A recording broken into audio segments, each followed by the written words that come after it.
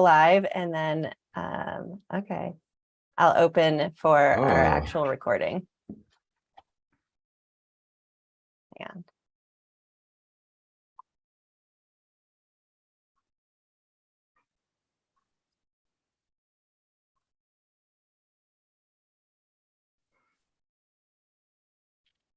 Give me 1 second. I don't know how to mute it on YouTube, so I don't listen to myself in two spots. Okay.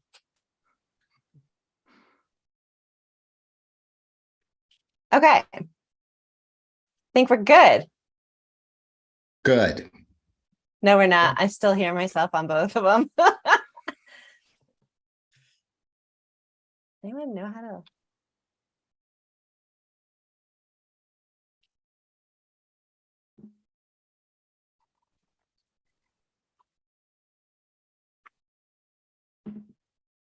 Okay, maybe this worked. Sorry for the weird delay. We're gonna have to cut all that crap out. Give me 1 second. I'm gonna be quiet, and then I'll introduce the show for our podcast recording.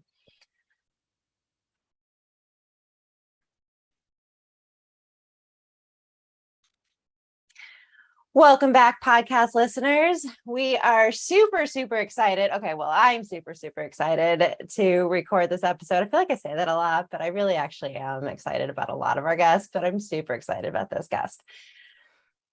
I feel like each time is like the first time, you know?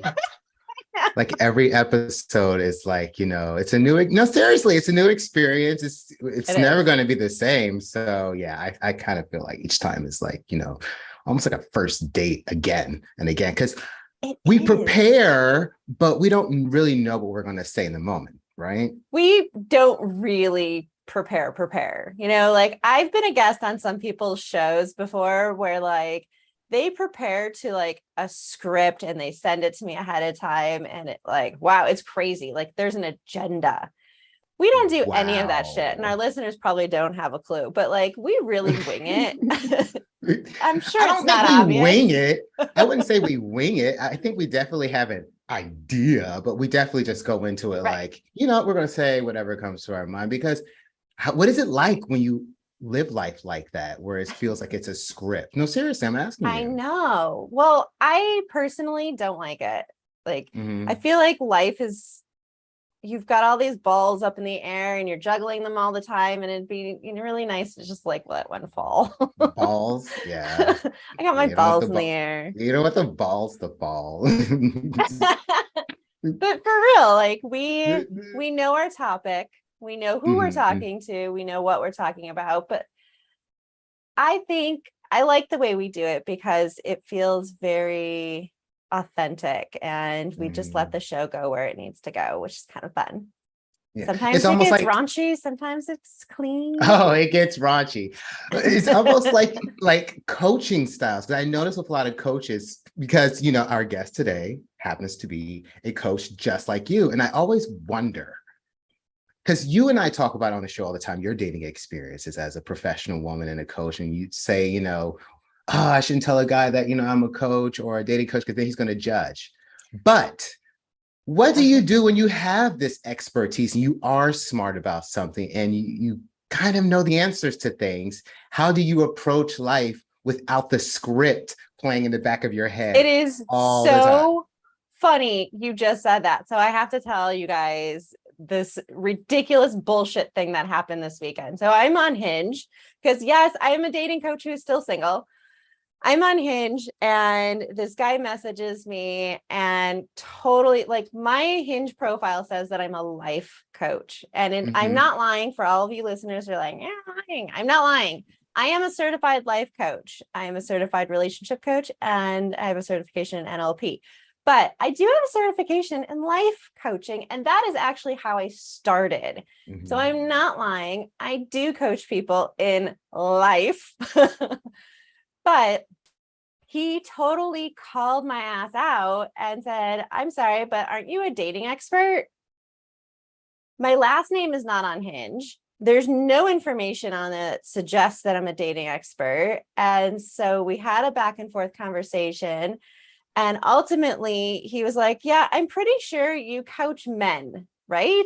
Am I wrong? And I was like, what the fuck? How does this guy know who I am? Did he I mean, you reverse are search public. my picture? That is the thing I came across recently, and it's kind of the most amazing thing ever. I'm not gonna lie. It's like reverse. Still don't know how to do it. I need to learn how to do this shit. I forgot though, is Yandex, I think it's called Yandex, Y-A-N-D. Yeah, you pop in the picture, it will find wherever it is online. People can actually do that. And you could go onto Facebook. I'm not sure if it's Yandex, it could be. And you could go on Facebook. And I think you can like, there's something where you upload pictures and it like searches it and finds people to tag based on whatever. Like I get pictures sometimes where it says, is this you? And I'm like, yeah, but I'm not allowing that on my timeline. So you might have done something like that. Well, Andrea, you are a public figure now. You have a book out. So, and you have a business that surrounds itself around helping men find love. So, of course, you guys may recognize you. What if you coached one of his friends? Which is why today's conversation is going to be so interesting. How do you navigate love with everyone knowing you're out there helping people fix their own lives? It's like Ayanla Van Zandt, that famous Black lady that goes around helping Black people fix their lives. Who helps her fix her life? Like, can she fix her own life? Because if you have all the answers, sometimes it's hard to see where your blind spots are. So should we welcome our guest on? We should probably, because he's here and he's listening to us. And for those of you who are watching us on YouTube, you see that. So he's like in our virtual like green room, waiting, like hearing us yak it on and whatever. Let's go ahead. So let's first introduce our guest today. Nate is a coach. He coaches mostly gay men coming out. You're still kind of coming into your own in the business, correct? So we definitely want to give a shout out to him at the end of the show about how you can get a hold of him if you do need his services. However, I really wanted us to chat today about, he's in a relationship, he is not dating. So just for those of you listening, but we really wanted to kind of pick his brain a little bit. Like, what was it like when you were first dating? How did you meet your partner? Maybe you could share a little juicy stuff about him, not too much. Don't want to violate his privacy, but so let's start with like, if you're open to share like your coming out. Sure. Yeah. Okay. Yeah. Let's start there. That makes the most sense. So I am originally from Utah, and I was born and raised just north of. Yeah, it's really pretty. A lot of nature, all 4 seasons. It's great. Lots of outdoor stuff, and a lot of Mormons too. Yeah. And so I was raised in the Mormon church as the youngest of 6, and so that's what I devoted my whole life to till my late 20s is when I came out of the closet. And it's been a really interesting journey in that regard of kind of deconditioning my upbringing and being okay with my identity of who I am and what I want to create and what I want in life, you know? And so that's kind of what led me into coaching, is because I worked with 2 different coaches, 1 to help me come out of the closet, and 2 kind of as a business coach, because I'm also a massage therapist. And so I hired her as a massage therapist business coach, but really it was just a shit ton of mindset work with a little bit of business tips and tricks. And after I shifted a ton of like worth and money value stuff, then I met my husband within a month after finishing that business course with a ton of mindset work. So we met on Tinder. Nice. And Tinder works. A little plug for Tinder, a little success story. I like it.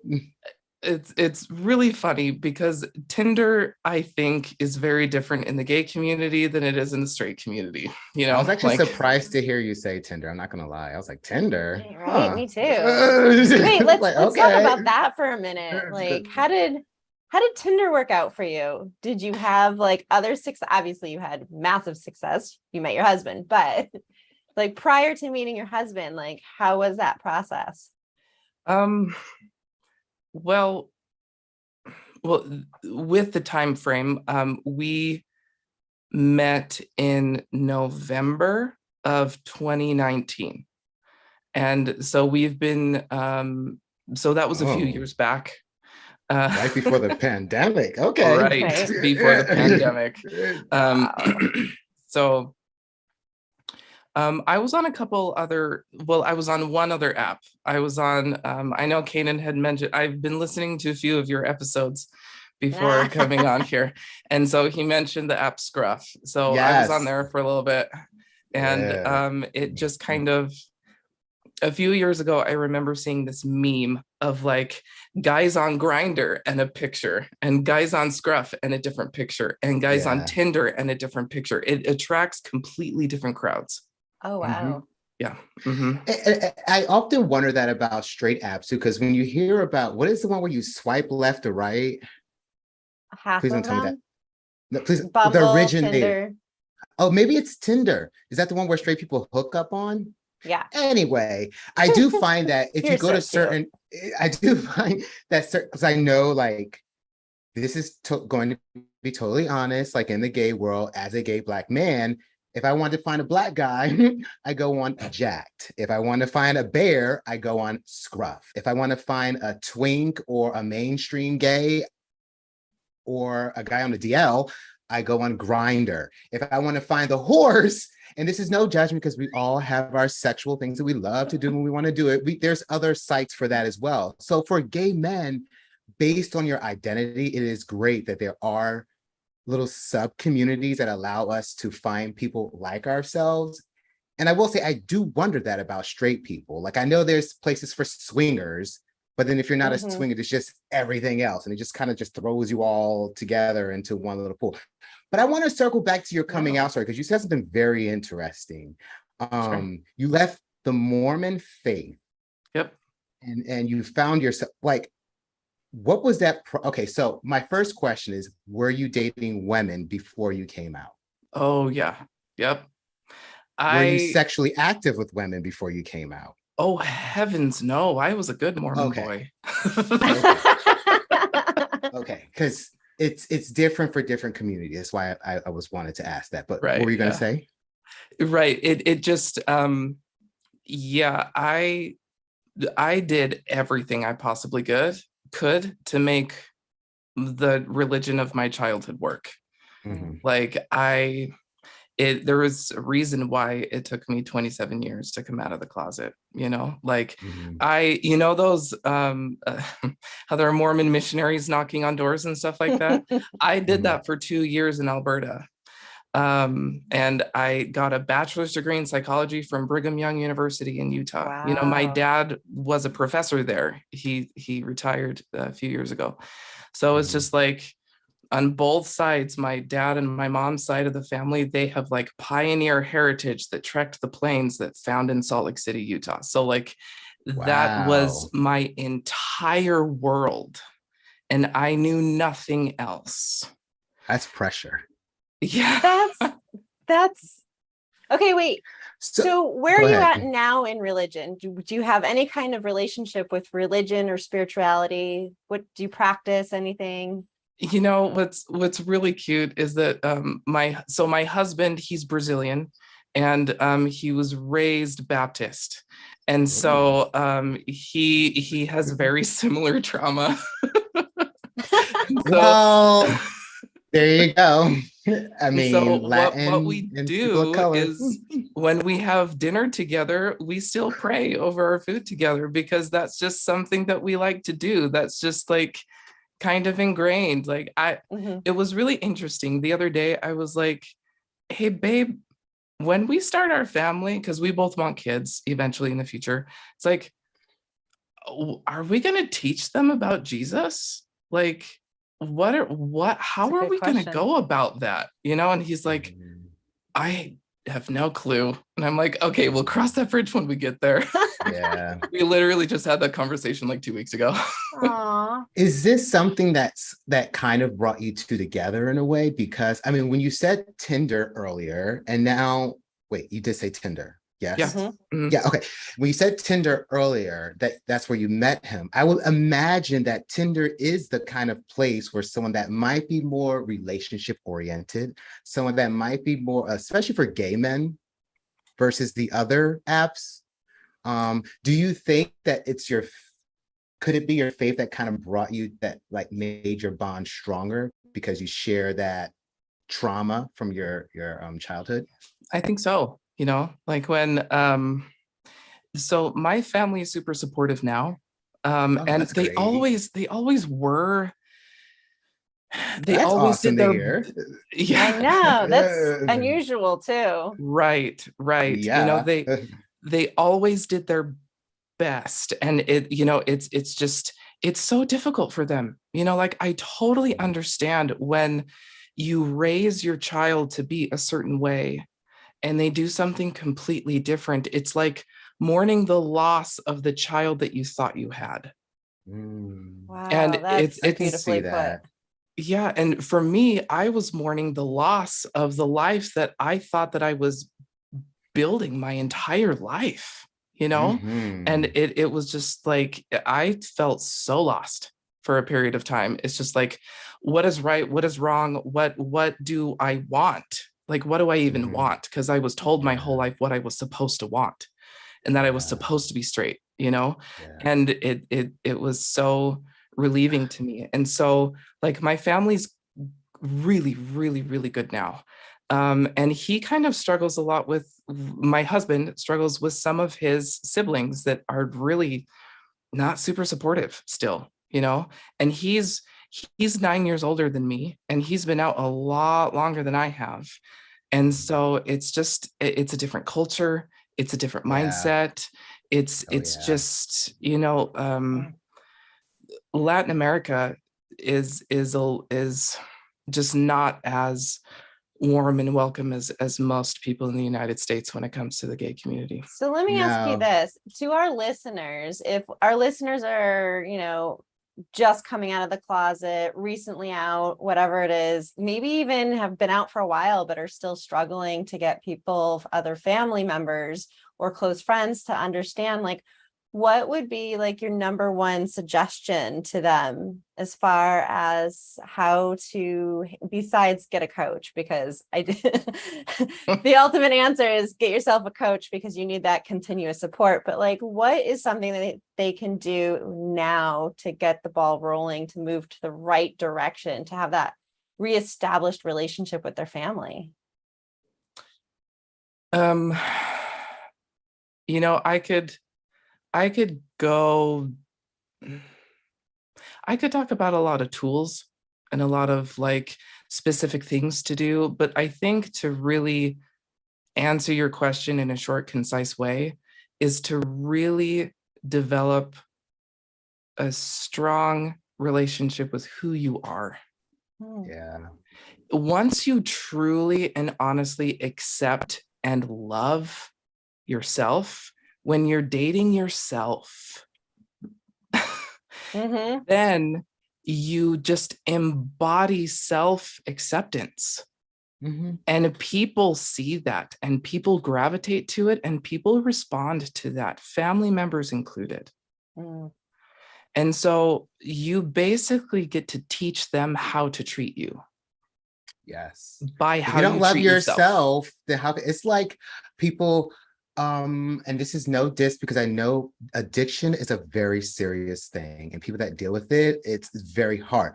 That being said, um, if you don't treat your body or even have the best diet or have the best activities or things like that, people see that and they treat you accordingly.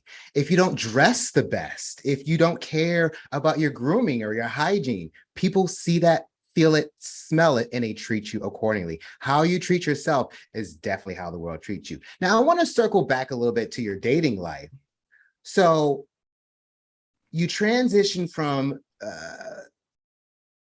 being not necessarily, I'm not saying that you left your religion behind, but coming out of the closet. what was it like your first few dates as someone just identifying? Because I came out when I was 17 and I never turned back since then. But as someone that comes out a little bit later, like, what was it like your first few? Was it scary? What was it like? Oh man. So like, okay, to be completely honest, I went on some dates with women before. Okay. Um, I never had a long-term relationship with a woman because I'm gay. Right. And Didn't work so out. it just didn't work out. Like, yeah, like you take You'd be one look at surprised me. though. Even though I was like trying to be the best Mormon possible, you take one look at me as like, oh yeah, he's gay. there's no way. Like, bless his heart. He's trying so hard, He's trying so hard.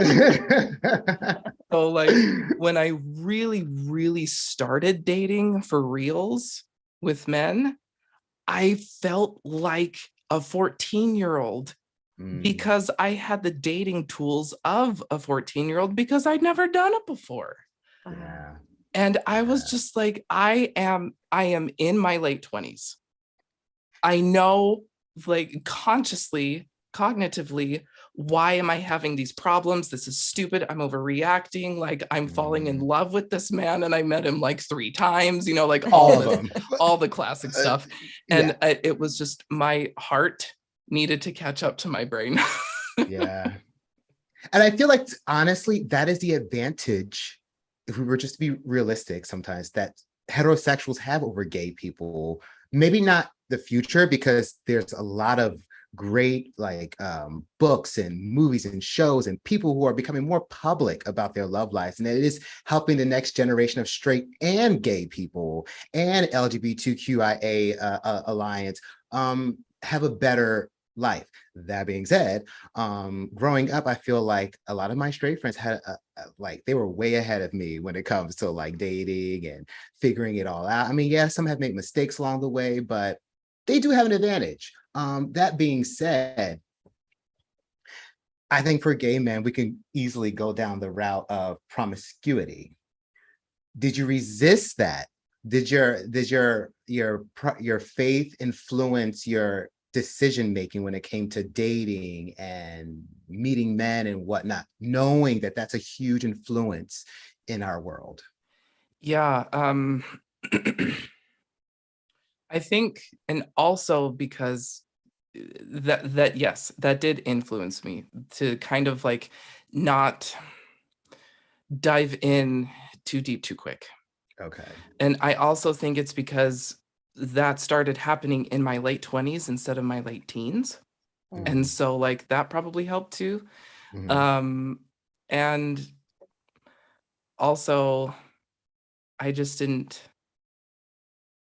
Yeah, I think those are the 2 main reasons. 1, because of my conservative upbringing, and 2, because I just waited a little bit longer to become sexually active. So, yeah. I was shocked by it when I came out, honestly. The first guy I had sex with, like, he said, yeah, I'm your boyfriend. And then I never, to this day, I've never spoken to the guy that I lost my virginity to ever again in my life. I don't think thought most he was my people boyfriend. have. I mean, I don't That's think most fine. people do that. That's fine, but Oh I'm no, just we saying, catch up on Zoom every month. No.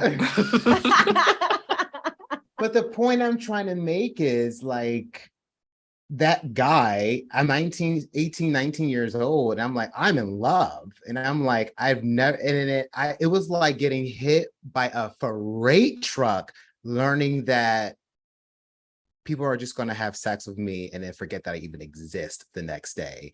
And honestly, to this day, that's still very hard to see happening to people, or just knowing that it exists. That's just my feelings on that. Well, let me ask you both this question. You know, Kanan and I on previous episodes have talked a lot about rom-coms and how Hollywood portrays heterosexual relationships and how ridiculous they are. Do you think that they are portraying gay relationships appropriately? I don't think so. Well, to be completely honest, I haven't really watched a lot of them. I like, I'm owning and operating and trying to build 2 businesses, so I don't like blinders on for the past like 2 or 3 Who's got years. time? Like what But show? I never heard of it. What TV? Oh, that thing on the wall. Well, yeah. Yeah. But it's just in the gay community, it's just so much more. The one thing I really, really like about communicating in the gay community, it is so straightforward. There's That's no for beating sure. around the bush. It's just like, I'm jealous of okay, that. what are you looking for? This is what I'm Yeah. looking for. Is that good? Okay, Yeah. cool. Let's keep talking. You know, like it's not, I mean, there is First flirting. conversation. Yeah, like we need Yeah. to establish like clear things of, I think, Kanan, you mentioned before, like, are you top, bottom, side? Like, Yeah. none of the above, you know? And Yeah. just like, we need to figure out like major deal breaker compatibilities up front, and then we'll see where it goes, you know? Yeah. And so that's not very sexy to put on TV. No. Okay. Yeah. So, Gay men yeah. are, yeah.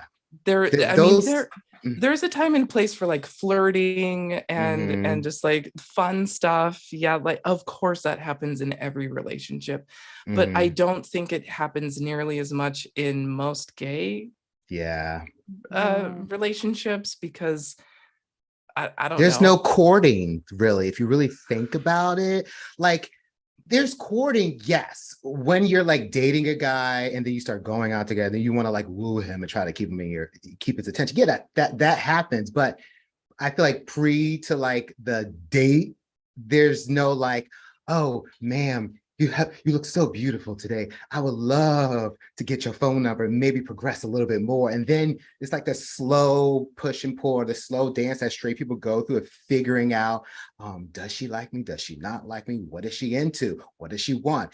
Does he have a job? Does he not have a job? Does he have a big dick? Does he not have a big dick? Will I like his mother? Will I hate it? It's like all these questions go on for straight people, but for gay men, I agree with you. Like that one thing, like the first conversation, what is your sexual position? How big is your dick? And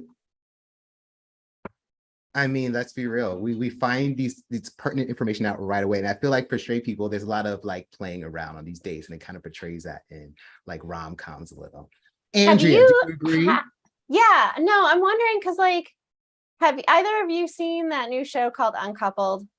I'm watching it. With Neil Patrick Harris? Yes. Oh my God. I love this show. Like, you have to watch this show. It is literally amazing. Sex in the City with, I'm just gonna say it, a white guy. His character is basically Carrie Bradshaw. Just it's so funny how they like mirror up in this show. It sounds like so much fun. It is a great. Go ahead. But I feel like people are going to watch this and assume this is what the gay community is like. And that's why I wonder, you know, for straight people who are watching this, thinking like, is this accurate? Something like that. Kanan is making his face. I'm thinking it's not. Well, because I had an experience this weekend that kind of, and I don't want to alienate anybody.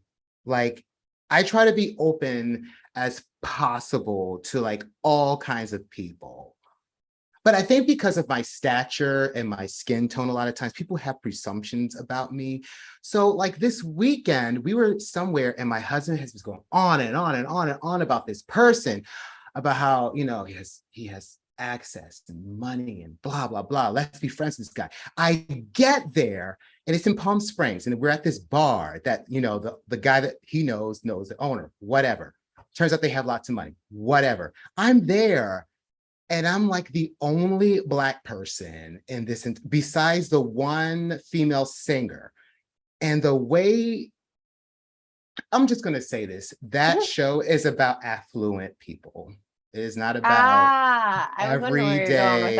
Yeah, no, because I don't want to say too much, just in case my husband listens to this at some point, or the other person listening. They start to put two and two together. But it's a weird experience for me in that world because of just the way it's formed itself over the last 30 years. But that being said, I don't think Uncoupled is a mirror of most gay relationships. No, it is definitely affluent white men. Mm. And also, I mean, any portrayal of any relationship that is fed to us, it's not real. It's It's not. all Right, of course. glamour and everything. So like that's all. It Yeah, is, it's all for entertainment, but not education. No. But like And I- we've joked in the past about how like, you know, the whole idea of like standing outside someone's window with a boombox and like confessing their love to them after like 3 dates, and women are just like, oh my gosh, he loves me. That's not reality. Like women don't want you to show up on their doorstep. You know, Nate, they don't fall in love after 2 dates. It's just, do you have any rom-coms that you would be like, you know what? That actually gives me the heart butterflies when I watch it. Same for you, Andrea. Do you have any movies, Nate? Okay, I'll go first. For me, as a gay male, I loved the movie A Beautiful Thing. I think it's A Beautiful Thing or Beautiful Thing. It is basically about this young British teenage boy living in the UK, and he's in love with his closeted neighbor who was like a soccer player on the DL, very like under this toxic masculine, blah, blah, blah, blah, blah. His best friend is this Black female who is just hysterical. The whole movie just made me fall in love with the process of falling in love, even with the whole lens of a man being in the closet. That being said, that movie gave me a little bit of hope about finding love as a gay male. What about you? If you've seen any movies, now that I think about it. Nate's too busy. You know, people like have all these pop culture references, and I'm like, I don't know what you're talking about. Oh, okay. The one movie that I really connected with on such a deep level, and also like being in the closet and also like romance after a little bit, just a little bit, was Love, Simon.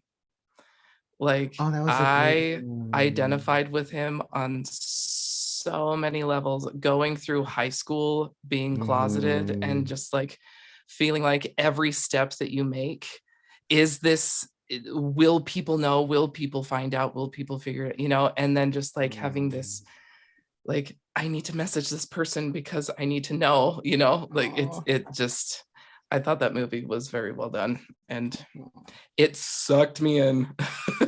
Yeah, that's a good one. Aw. It's like not overly, you know, whatever. What about you, Andrea? What's your movie that?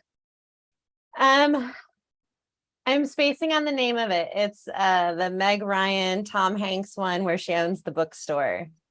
You've got mail. Yes, thank you. Oh, that's a great Aw. one. I think Okay. it's just because like they're overcoming, and this is a big reality for a lot of people of like, you might be on opposite sides as far as your business goes, or you might have an assumption about someone. You might look at them and think they own this, you know, big business and they're CEO and they're just, you're going to assume certain personality types, but they had to really get to know each other. And then they realized that they were making all of the wrong assumptions about each other. And I just think that's so true for a lot of relationships. I see it all the time, even with my clients, when they're just like, okay, here's all my deal breakers. And they give me a list of deal breakers they have looking for a partner. And I'm like, well, you just cut out like everybody in your age group, but that's cool. I'm sure we can find you someone. Did you have a lot of deal breakers when you were like dating Nate? No, because I wasn't really looking for a partner when I found my husband. Wait, what were Oh, you that's looking the for? best. You know, I think it's because I Oh, just I see what you mean. Okay. like I was just, I mean, it's not like I was looking for a hookup either. It was just like I'm just looking to meet people, you know, and to see where it goes. And That's so exactly. like I think the reason why I was able to find my husband when I did, why we were like cosmically attracted to each other, is because one of the reasons why is because I was raised from day one to get married. Like marriage in my religion, like you can't go to heaven if you're not married, like certain parts of Right. heaven if you're not married. And Mm. so like the whole point on earth is to get married and have a shit ton of kids. And so like they were breathing down our throats. The fact that I was 25 and not married yet meant that I was a menace to society. Oh my God. And so Whoa. when I let all of that go, I was just like, sweet. Menace to Like society. marriage was like so far away. It was like on a different planet. I wasn't even registering it at all. It was a non-issue for me. And I think I detached from it. Mhm. And that's when it came, is because I wasn't worried about it. I wasn't forcing it. I wasn't like, how is this going to work? You know, Mhm. and it needs to work. And this has to happen for me to be happy. No. Oh my gosh. I love that you're saying all of this because there are some gay men in our community that kind of mock men who want to have this more traditional life, where they have a partner that may have the same faith as them, that want to have kids. People accuse people like that. Oh, you're trying to be like straight people. You're trying to like, make yourself less gay. But I'm very happy you are sharing with us what drives you, what pulls you to keep doing this, because this is your faith. This is who you are. So for those people that are mocking people for their choices, maybe you should start making your own choices. Like I'm glad you're talking about this because I'm not gonna lie, I have been someone that does not understand why, as a gay man, because my husband is Catholic, and sometimes when he does his thing at church, I'm still to this day, I'm like, I don't know why you're doing this. The things I see his church do to him, I'm like, why do you still go there? I don't understand. I mean, I used to be an altar boy. My mother's a pastor, so I come from a very faith-based upbringing. So to me, I'm just like, why are you doing this? You're gay, just move on. But it is important to him. He's told me multiple times, my faith has nothing to do with my sexuality, has nothing to do with my family, it is mine and mine only. And being married to him, it's helped me understand more of what drives people. It is a very internal experience. And thank you for sharing that. Yeah. I think there's this idea that faith and religion cannot go hand in hand with the LGBTQ community. And that's the most absurd shit I've ever heard, in my personal opinion, because your religion and your faith, I mean, I'm not a very good Catholic anymore. I was raised Catholic, went to Catholic school. I'm a really shitty Catholic, I'm not going to lie. But because I have this strong belief that the Bible is written by man and it's been interpreted to fit the agenda that man had at one point in time. But I don't personally believe that God would ever discriminate against anyone for any particular reason, whether it's sexual orientation, whether it's the color of their skin. I just don't believe that there's a God that would do that. And that's just my personal opinion. And so if you are someone of that similar mindset, then your religion has no bearing on your sexual orientation, because your belief should be that God accepts you for whatever you believe in, as long as you are doing kind to the people around you. Who cares who your husband is, or for who your wife is, or who your partner is? Yeah. And I mean, I do not go to church anymore. I don't think that organized religion is for me. And I think it's really important to have a gratitude practice. And how do I express gratitude to the universe but praying, And so my husband and I still pray. And I consider myself to be spiritual. And so it's to each their own, like Kanan, kind of what you were saying before, how it's like, just because I kind of live more of a stereotypical straight traditional lifestyle, marriage, whatever. Okay. Yeah. If it makes And you and it's happy, just who gives like a shit? right, you think something different, so how is that a problem? Like, Exactly. how is my lifestyle threatening to you? It's the exact same Exactly. conversation with straight and gays. It's just like, Hmm. how is my lifestyle threatening to you? And in the same community and in every community, it just, guys, just stop worrying about other people and live your own life and accept where you're at.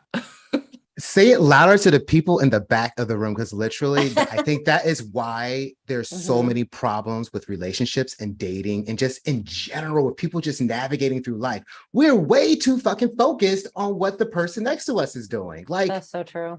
just be happy with yourself. Like if you want to wear your shoes on the wrong foot, fuck it, do it. I don't care. If it makes you happy, that is really what it's about, because I feel like life is way too short for us to be focused on the wrong stuff.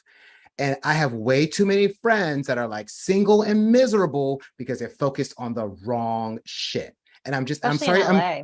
especially in LA and big cities in general, because there's plenty of options. And I think that's a problem sometimes, plenty of options. Anyway, um, I really, I think Nate brought up a very important thing in this show: get to know people. That is how I met my Mhm. husband. I had no intentions of even finding. So at that point that I met my husband, I was like, I was dating a guy and he was so badly wanted us to be in a relationship. And I'm just like, no, this is just a sexual thing. Stop it. But he was so pushy on us being in a relationship. But I was just very adamant about, I don't want to be in a relationship until I meet someone that makes me want to be in a relationship. And you're not it. And that's when I met my husband, because we were friends, we were talking. And that's how you met your husband. You were friends, you were talking. The intention wasn't to find love. So I feel like as gay men and as straight people, whoever, we just need to like turn the lens and just refocus it on ourselves. And once we do that, we're so much closer to finding love, happiness, whatever it is that we want, because we're able to like think and breathe. Do you agree or Mhm. disagree? Yeah, I kind of want to echo. I just finished the last podcast that you guys put out. And I want to echo back to that because it makes so much sense to me. It's like when you're able to put out what you have to offer instead of what you want, you know? Yes. Oh, that episode. Yeah. Yes. The We're one, recording yeah, like a million episodes ahead of when I it's see. actually out. My bad. You're good. But I just really like that concept of like, what do I have to offer to Yeah. this friendship? What do I have to offer Yeah. to this relationship? And Mhm. Mhm. then everything is a give and take. It's just like what okay, let's go down that road actually. You Yeah. have this list of everything this person needs to be, and then let's just say that exact like picturesque person shows up in your life. How is that person going to help you change? How is that person going to push you to be a better person? Mm. That person would be the most enabling partner ever because they are exactly who you want them to be, which is basically like another version of yourself. Mm. Right. And so it's like Mm. for straight people, it's like, okay, I want someone who thinks exactly like me, but a woman, and in the gay community thinks exactly like me, but a man, it's just like, no, that's why I love my relationship with my husband so much, is Mhm. because I'm learning Brazilian culture. Their music is incredible. Their food isn't, he's an incredible cook. He cooks all the time. It's like my whole You're world so is coming lucky. alive because our culture here in the United States is so sterile. Yeah, I so dated a true. Dominican guy, and let me tell you, it was my as a black man. I keep saying that because I don't know if people not know that I'm black, whatever. But I don't know why you bring it up all the time. because this is a specific point why I'm bringing this up. In Okay. the Black community, a lot of times, a lot of people live in food deserts. Like, there's no supermarkets near where you fucking Yeah. live. Like, Yeah. everything you eat is coming out of a can Or a or a convenience frozen store. bag. Right. Yes. That being said, when I dated this Dominican guy, we're still friends to this day. He lives in Panama with his beautiful husband now. Anyway, the food was amazing. And I think that's the great thing about dating someone of a different culture. You are immediately exposed to like a world. And I'm not saying date people and turn them into a fetish, or date people and kind of like just, siphon off their culture, but to like really appreciate someone else's life. That is the best part of dating someone differently. I can never honestly date a guy just like myself. We would probably be in fights all the fucking time, all the time. But what I was saying is that was my first time coming in contact with fresh foods, was with that Dominican guy. That's something so simple, but it was exposure. It's something new. And now my life has been I am much healthier now because of that. I'm not saying that I was raised like an animal or anything like that. That's not what I'm trying to get to. But the point I'm trying to make is when you date someone that's different from you, they expose you to things that can possibly change the rest of your life and offset the rest of your life in a positive or negative way. Like my husband now, it's interesting. He's Irish. So that's been interesting. Is he a ginger like me? Slightly. Like he's not blonde, but under certain light, his facial hair and his hair on his head looks slightly reddish, and it's the most beautiful fucking thing. I think that's why I kind of flirted with you at the beginning of the show. I find red hair just I don't know. It's something. I'm not going to get into that. I don't want to make this uncomfortable, but I love dating people that are different from me, and I wish more people would do that. In my community as well, there's this thing. Black people should be with Black people. I will my people very close to me are only going to date other Black men. There's nothing wrong with that. I think that's a very beautiful thing. But I think there's also something very beautiful in just opening up your horizons, taking that list that Nate was just talking about and just throwing it in the fire. A healthy relationship will challenge you in really some shape or form, right? Yeah. Even if you do come from the same background, the cultural background, maybe in the way of thinking or, in some aspect of your life, a really healthy relationship will challenge you to grow and to try new things and to explore new things and to see life from a different perspective. But you're right, Nate. If you just kind of created this ideal partner, you'd actually probably be very bored with that person because you're just like, you're everything I wanted. I know what to expect. There's just nothing exciting about that anymore. There's no challenge. There's nothing to do. There's nothing to learn. There's nothing to see. Oh my gosh, this has been such a fun episode. But before we let you go, Nate, tell our listeners a little bit about your coaching business in case they want to contact you for services. Sure. So if they want to reach me, the best place to go to is my Instagram. So my Instagram handle is kind of a play on words. It's namasnate. And we'll put it in the show notes for people too. Okay, great. Yep. namas.nate. That's where you can find most of my stuff there. And so I specialize in working with gay men and helping them to change their mindset. Like it's just this, I feel like I have the strategy of figuring this thing out in my life, but it's just not working and I don't know why. Whether that be with relationships or be with like I'm not a personal trainer, but there's a lot of like image issues and lots of things that happen in people's upbringing that can affect people's goal reaching, so it's like helping people with their mindset to be able to use strategies so that they can get their goals, specifically in the gay community. So yeah. Very nice. Very cool. Well, thank you again for being our guest today. We appreciate you having this very candid conversation about your own personal experiences dating. Sure. And to our listeners, just a reminder that we love that you listen to us, but please show your support and follow us or leave us a review on your favorite podcast streaming site. There's so many. I know. That's why I don't list any of them anymore. I just say your favorite because now we're just on all of them. I know we've gone international now.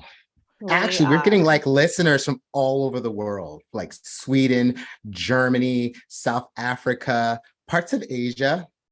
It's interesting seeing listeners in places that I'm not going to lie, I ignorantly thought did not speak English, but here we are. Well, that'll be a conversation for another day. And until then, keep dating smarter.